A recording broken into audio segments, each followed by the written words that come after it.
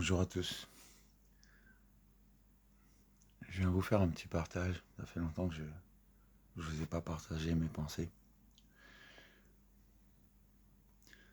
Vous savez, je parle essentiellement pour les chrétiens,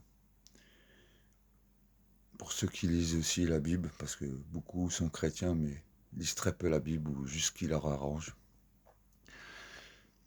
Je ne cherche pas à offenser qui que ce soit, mais beaucoup de chrétiens lisent ce qui leur arrange, encore une fois, et interprètent à leur façon. Maintenant, on a une conscience, et souvent, et avec certitude, la parole nous dit que la conscience est la boussole de l'âme. Dans la parole, il est écrit que nous devons chercher l'excellence.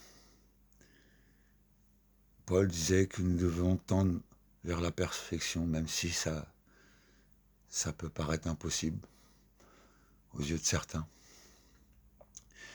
Cette excellence doit être cherchée à travers l'amour que Jésus nous a prescrit. Beaucoup de chrétiens font valoir l'excellence à travers leur succès social, leur succès matériel, leur succès face aux hommes. Mais la vérité, c'est que Jésus ne nous a pas appelés à devenir tous riches, ne nous a pas appelés à devenir tous des stars de Jésus, comme certains aiment dire. Il nous a appelés à l'humilité, il nous a appelés à la piété, à son amour. Et c'est dans cette direction que l'excellence doit être cherchée. C'est dans cette direction que nous devons chaque jour, moi le premier, nous efforcer à aimer encore, à pardonner, à continuer à prendre soin de ceux qui en ont besoin, à continuer à aider ceux qui en ont besoin,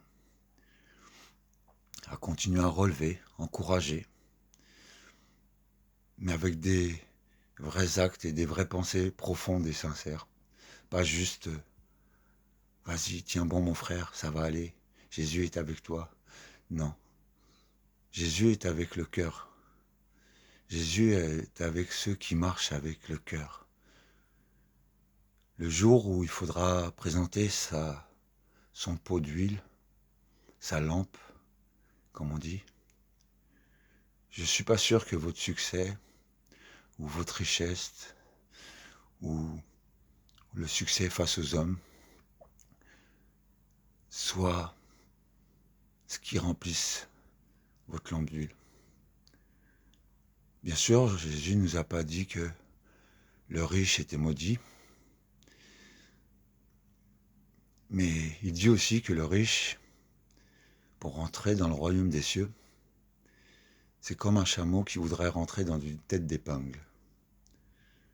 Après, le mot tête d'épingle, c'est pas une épingle à nourrice ou une épingle à coudre. Il y avait des murailles à une époque où il y avait des tout petits trous, juste pour pouvoir y regarder ou y passer des petites choses.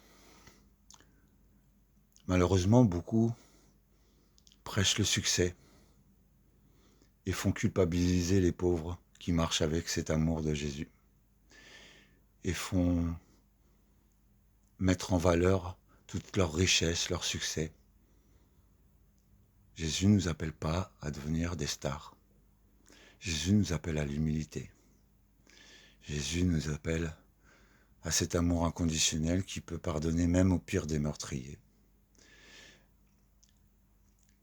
Certains chrétiens qui ont réussi, entre guillemets, socialement, matériellement, ou ont un succès social face aux hommes,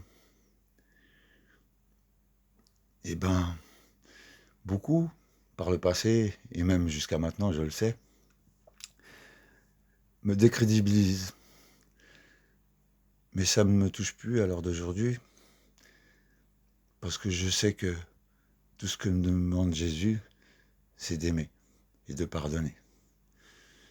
Vous voyez, la dernière fois, il y a un internaute qui a eu des attitudes méchantes envers moi. Et comme je vous l'ai dit, moi le premier, des fois, j'ai pas envie de pardonner. Parce que quand on nous fait du mal sans raison, des fois c'est dur de trouver la paix. Mais pour pouvoir pardonner, il faut s'attacher à rien. Et il faut pouvoir avoir cet amour inconditionnel que Jésus nous a prescrit.